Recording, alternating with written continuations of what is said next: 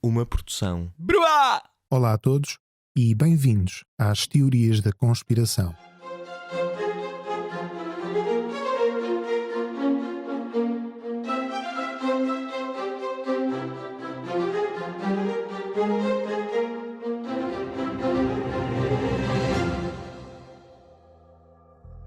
Uma nota prévia. Estou a gravar este episódio em confinamento, por isso se ouvirem aviões, bebés a chorar, berbequins, aspiradores, gritos, música, discussões ou êxtase de algum dos meus vizinhos, peço desde já as minhas desculpas. Um pouco de housekeeping. Já estou no Twitter. Por favor, sigam-me em r_rocha_oficial para terem as últimas notícias e desenvolvimentos sobre este podcast. Podem também deixar os vossos comentários, as vossas críticas construtivas ou destrutivas, as vossas sugestões e interagir diretamente comigo. O episódio de hoje é bastante especial. Nos últimos episódios temos dedicado algum tempo a teorias de conspiração complexas, filosóficas, que levantam grandes questões da história ou da ciência. No entanto, para o episódio de hoje, que será uma espécie de promoção, uma espécie de 3 em 1, escolhi 3 teorias da conspiração e não apenas uma, 3 teorias da conspiração, essas que são divertidas, inconsequentes, irrelevantes e que não mudarão de nenhuma forma a vossa maneira de ver o mundo. Hoje tentaremos responder a uma pergunta simples. O que é que Paul McCartney, Adolf Hitler e Elvis Presley têm em comum?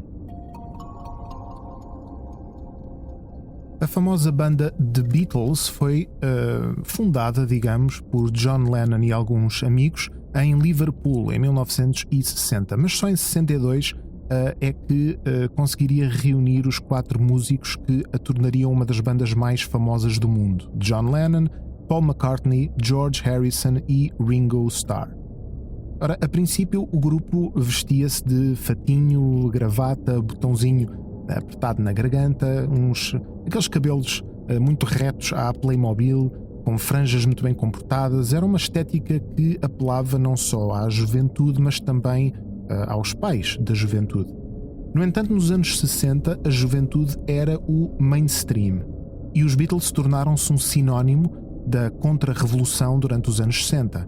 Acompanharam os movimentos pela paz no Vietnã, a normalização das drogas, a liberdade sexual, o crescimento de vários grupos New Age e a importância da espiritualidade oriental para o Ocidente. E a evolução deles de 4 meninos bonitinhos para 4 hippies coloridos de cabelo comprido e bigode espelhou a evolução das sensibilidades da sua geração. Basta comparar a forma como se apresentaram no programa de Ed Sullivan em 1964, foi a primeira vez que foram aos Estados Unidos, rodeados de miúdas histéricas aos gritos, algumas delas a desmaiar, e a capa do seu álbum de 2 anos depois, em 1966, Sgt. Pepper's Lonely Hearts Club Band, na qual usam os bigodes à hippie e vestem roupa a imitar a estética militar e austera, mas desconstruída, portanto com umas cores garridas.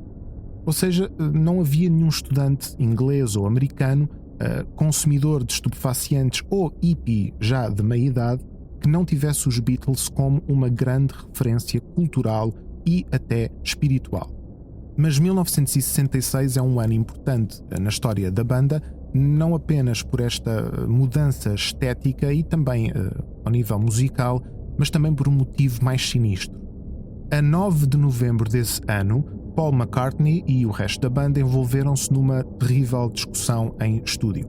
A seguir, o Paul McCartney meteu-se no seu carro, acelerou dali para fora, sofreu um acidente de viação, no qual foi decapitado.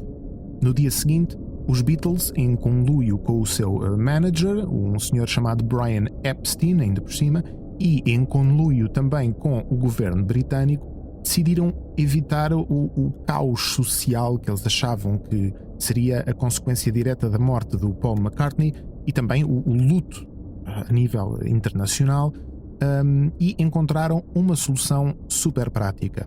Contrataram um sósia quase perfeito de Paul McCartney chamado William Campbell para substituir o defunto. Depois de uns retoques cirúrgicos, o Sr. Campbell assumiu o lugar de Paul McCartney e é, ainda hoje, a verdadeira identidade do cantor. Ou seja, Paul McCartney morreu em 1966 e são poucas as pessoas que sabem a verdade. Ora, felizmente os fãs dos Beatles estavam atentos e a partir de 67 começaram a correr vários rumores em muitos dos campos universitários americanos de que o Paul McCartney tinha sido substituído. Seguiu-se uma espécie de investigação forense, uma análise detalhada de todas as músicas, letras e capas de álbuns da banda. Os fãs ficaram obcecados com esta teoria da conspiração e procuravam por todo e qualquer pormenor que pudesse comprovar a veracidade destes rumores e, claro, quanto mais procuravam, mais os encontravam. Por exemplo, olhemos para a aparente inocência da capa do álbum Abbey Road de 1969, portanto, apenas 3 anos depois da morte de Paul McCartney.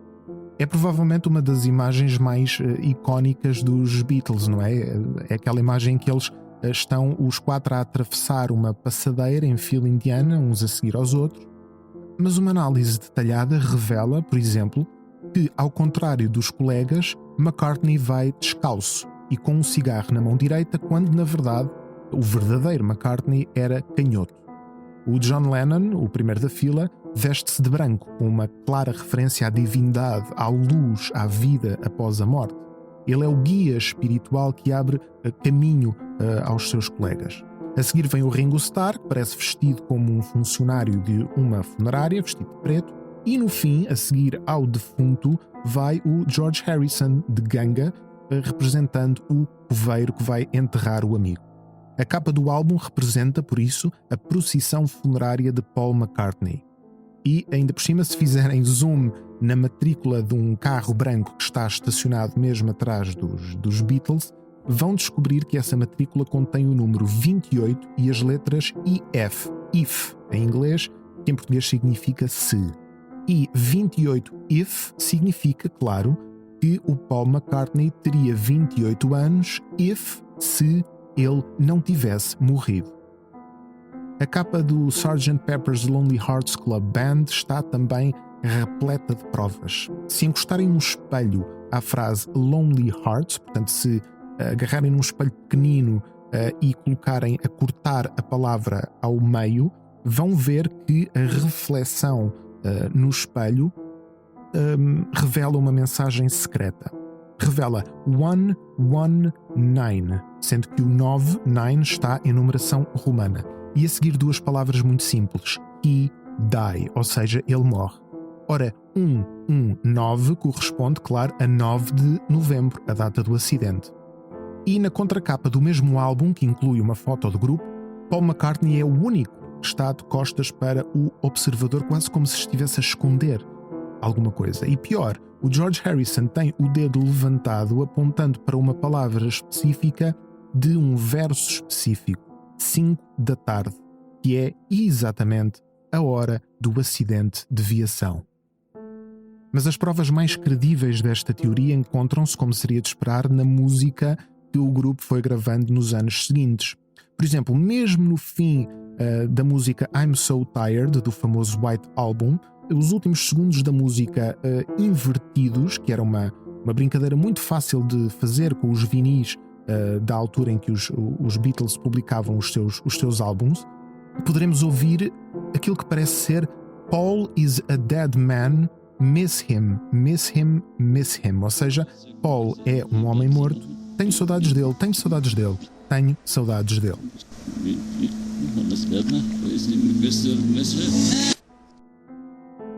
Na música Strawberry Fields, aos 3 minutos e 56, conseguimos ouvir John Lennon a gritar ao longe algo que parece ser cranberry sauce, mas que também pode ser, claro, e é de certeza, I buried Paul, ou seja, eu enterrei o Paul.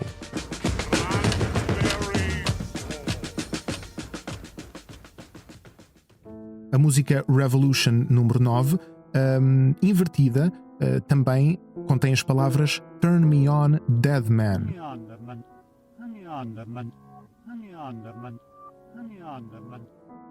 E, mais assustador ainda, na música I Am The Walrus, se, mais uma vez, invertermos os últimos segundos da música, obtemos a frase Paul is dead, ha, ha, ha.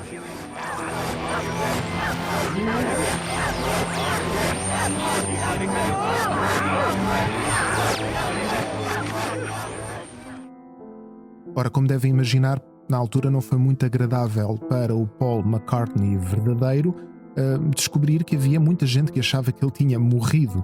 Aliás, as coisas nos Beatles não estavam bem naquela altura e ele foi basicamente de férias para a Escócia com a mulher e com a sua prole, a sua pequenada, e foi preciso a revista Live conseguir entrar na sua quinta na Escócia e entrevistá-lo e fotografá-lo para fazerem uma capa que diz o caso do Beatle desaparecido e, a seguir em letras muito maiores, Paul ainda está connosco. Isto em 7 de novembro de 69. No entanto, os teóricos da conspiração descobriram outro detalhe interessante. É que, quando foi para as bancas, a revista Live, claro, tinha publicidade. E, no verso da capa da revista Live, estava um anúncio a um carro. Ou seja, se vocês pegassem na capa da revista Live, que dizia que Paul, afinal, não morreu decapitado num acidente de viação, e a encostassem à janela e colocassem luz a vir por trás da capa, iriam ver sobreposto ao corpo de Paul McCartney e da sua família a silhueta de um automóvel.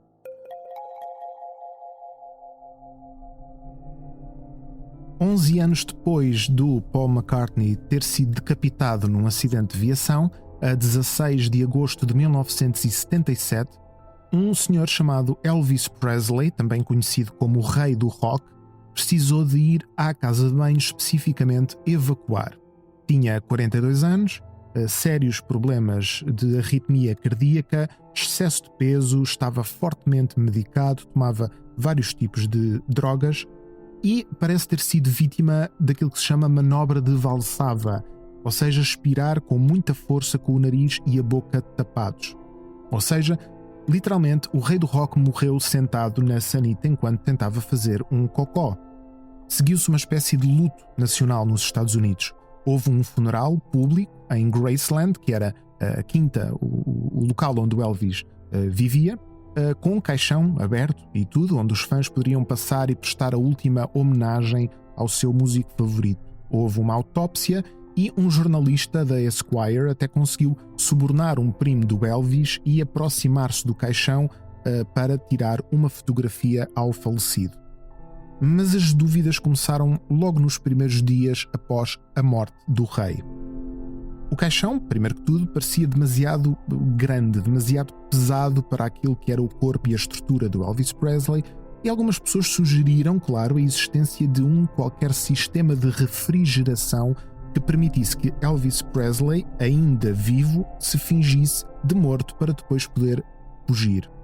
Um primo de Elvis Presley, chamado Gene Smith, viria a dizer que o nariz, as patilhas e outros detalhes da fisionomia do Elvis pareciam estranhos. Ele não reconhecia o primo naquela figura, sugerindo que se tratava ou de um boneco ou de um corpo de um sósia.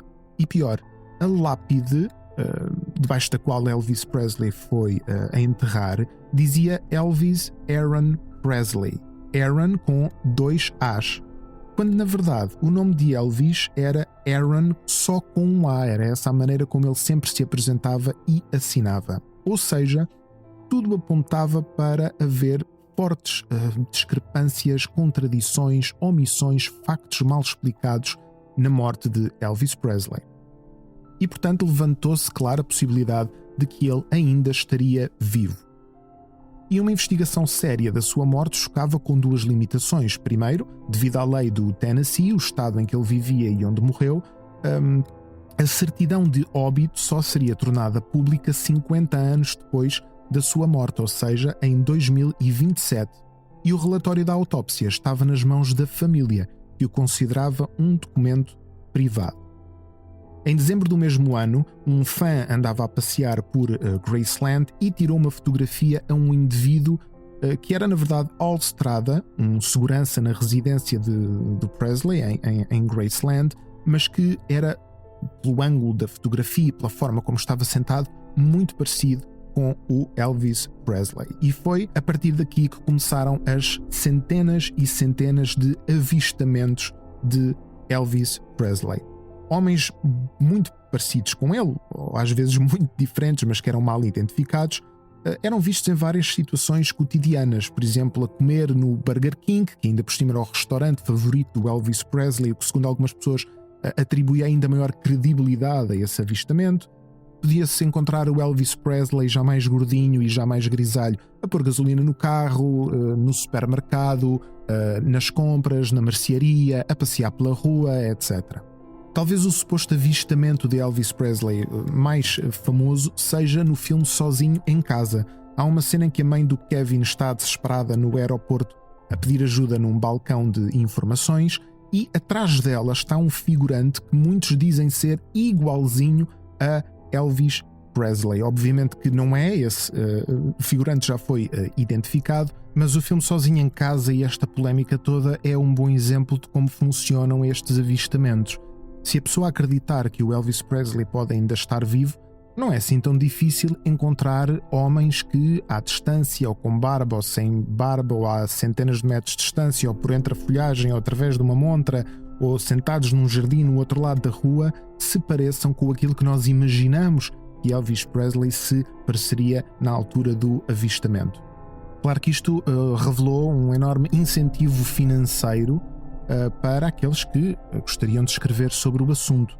Uma senhora chamada Cinda Godfrey, que era uma evangélica fundamentalista, mas também tinha aparentemente uma paixão muito intensa por Elvis Presley, pela sua música e pelos seus movimentos pélvicos, escreveu um livro chamado The Elvis Jesus Mystery: The Shocking Scriptural and Scientific Evidence That Elvis Presley Could Be the Messiah Anticipated Throughout History. Ou seja, traduzindo para português, o mistério Elvis Jesus, as terríveis evidências científicas e nos Evangelhos, na Bíblia, que Elvis Presley pode ser o Messias há muito antecipado pela história.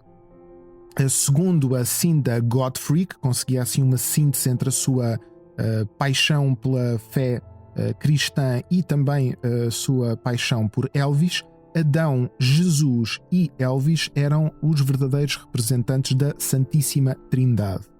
Já Jay Gould, um medium, um psychic, como dizem os americanos, publicou também um livro em 1977 muito interessante chamado Elvis 2000, O Rei Regressa, com ponto de exclamação.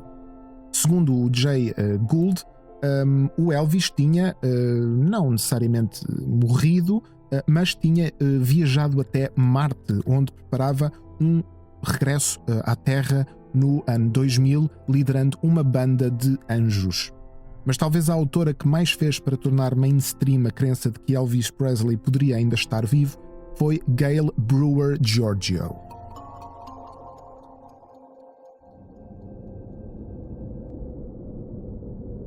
Um ano depois da morte de Elvis Presley, a Gail Brewer Giorgio escreveu Orion, The Living Superstar of Song. Tratava-se de um romance, portanto era ficção, no qual uma estrela de rock, que era obviamente copiada e decalcada da figura do Elvis Presley, fingia a sua própria morte para fugir à fama. No entanto, a Giorgio começou a notar um estranho padrão, segundo ela conta. Homens de fato, ao estilo FBI, entravam nas várias livrarias que vendiam o seu livro, compravam todos os exemplares e os livreiros não conseguiam encomendar mais da editora. E o mesmo estranho fenómeno aconteceu a Monty W. Nicholson, autor de The Presley Arrangement, portanto o arranjinho Presley. O Nicholson também diz ter sido vítima de uma perseguição e censura por parte de homens misteriosos de fato. Juntou-se a Giorgio e acabou por conseguir convencê-la que não só tinham tido experiências semelhantes, como ela, através da sua ficção, tinha tropeçado numa conspiração verdadeira. A Giorgio viria a publicar vários livros em 88, escreveria Is Elvis Alive? Em 90, The Elvis Files Was His Death Faked? Ou seja, será que a sua morte foi falseada? E em 1999, Elvis Undercover, Is He Alive and Coming Back? Ou seja, Elvis escondido, será que está vivo ou será que regressa? A senhora Brewer Giorgio foi uma das protagonistas de uma transmissão televisiva de 1991 chamada The Elvis Files. Durante 1h40, isto vocês podem ir consultar ao YouTube porque está disponível na íntegra, foi feita uma espécie de levantamento de todas as pistas que apontavam para a teoria da conspiração de que Elvis estava ainda vivo e, portanto, tinha fingido a própria morte. A Giorgio é entrevistada, diz que recebeu inclusivamente chamadas telefónicas do próprio Elvis. Também aparece o Nicholson, que diz ter entrevistado testemunhas que viram Elvis Presley a abandonar Graceland de helicóptero, algumas horas depois de sua alegada morte, acompanhado pelos sempre omnipresentes senhores de fato do FBI. E a transmissão também inclui a presença da presidente do maior clube de fãs do Elvis Presley, que conta que no dia da morte do seu artista favorito, ligou ao pai dele, o Sr. Presley, e perguntou-lhe se os fãs podiam todos ir a correr para Graceland para assistir ao funeral. O que seria um pedido legítimo de um familiar em luto foi interpretado, claro, como parte de uma conspiração. O Sr. Presley pediu à presidente do clube de fãs para dar alguns dias, talvez uma semana, até dezenas ou centenas de fãs encherem as entradas de Graceland, mas esta senhora diz que se tivessem chegado a Graceland imediatamente após a morte de Elvis e durante a preparação do velório, teriam sido capazes de identificar erros, omissões ou detalhes comprometedores, ou seja, o pai do Elvis Presley manteve os fãs distantes das preparações do funeral porque queria esconder alguma coisa. Segundo o mesmo programa, e anos antes da morte do seu filho, o Sr. Presley tentou vender um dos aviões da família a um indivíduo que, mais tarde, o FBI identificou como membro da Fraternidade, um grupo secreto de 30 a 40 dos maiores ladrões, vigaristas, falsários do mundo. Ora, enganado pela Fraternidade, o pai do Elvis e, portanto, o Elvis também perdeu $1 milhão.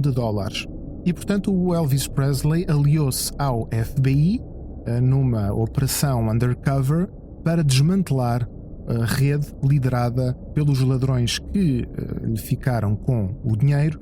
E, portanto, uma das ramificações desta teoria da conspiração é que o Elvis fingiu a sua própria morte não apenas para fugir à fama, da qual já começava a ficar um bocadinho cansado, mas para se proteger, para proteger a própria vida. Ele entrou no famoso Witness Protection Program e viveu o resto da sua vida em anonimato. Nos seus agradecimentos a um dos livros, a Gail Brewer Giorgio diz uma coisa que eu acho que é reveladora do espírito dela e da maneira como estas coisas eram aceites por quem a rodeava.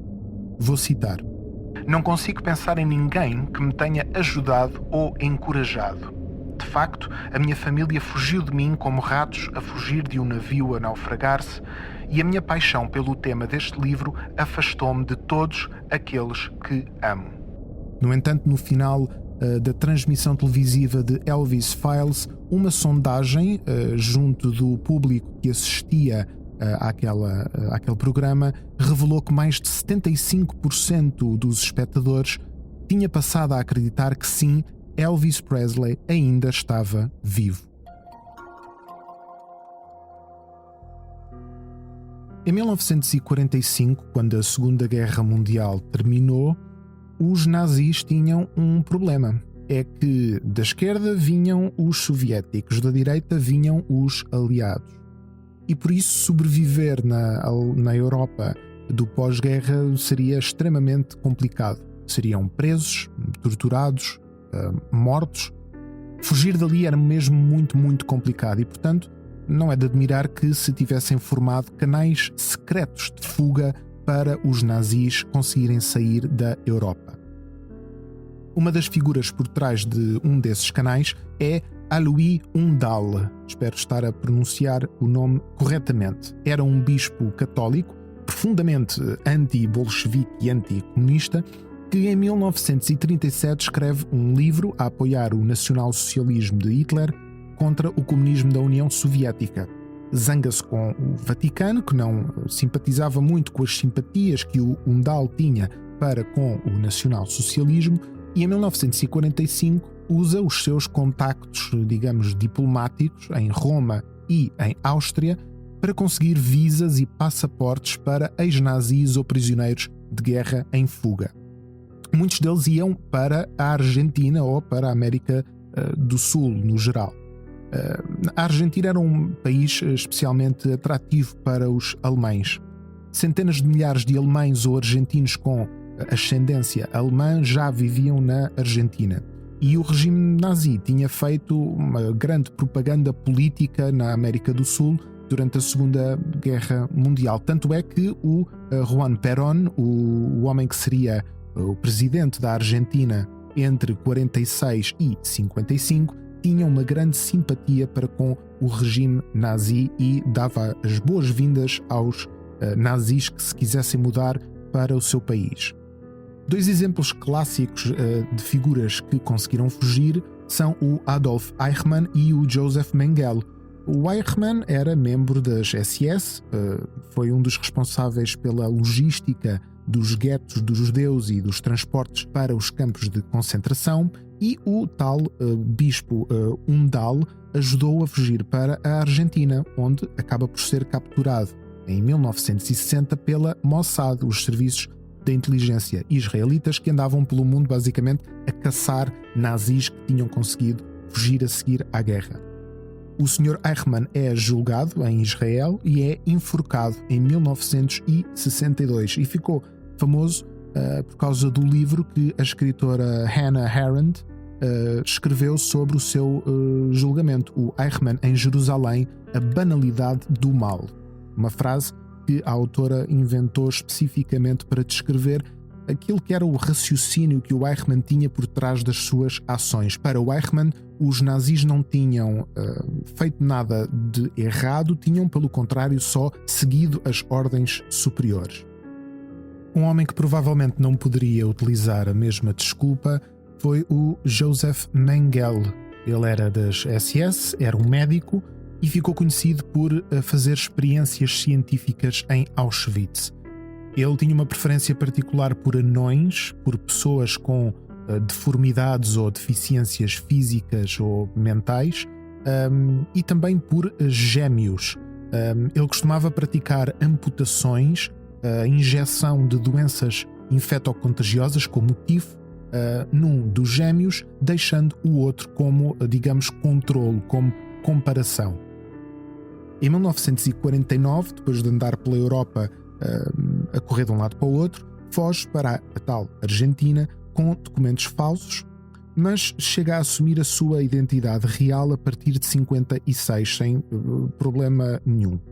Foge depois para o Paraguai e finalmente para o Brasil, onde vem a morrer em 1979 com um ataque cardíaco enquanto nadava numa praia brasileira. Mas voltemos a 1945.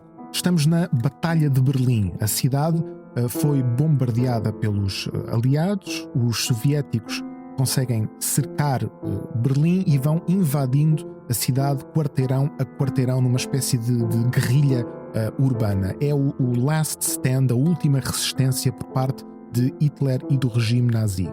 O Adolf Hitler e o seu círculo mais próximo refugia-se num bunker por baixo do edifício da chancelaria e a 30 de abril de 1945 fica claro para o Hitler que não há saída e, portanto, ele não quer ser capturado, não quer ser um mártir e, portanto, suicida-se com a mulher, a Eva Braun, com quem casara apenas 40 horas antes.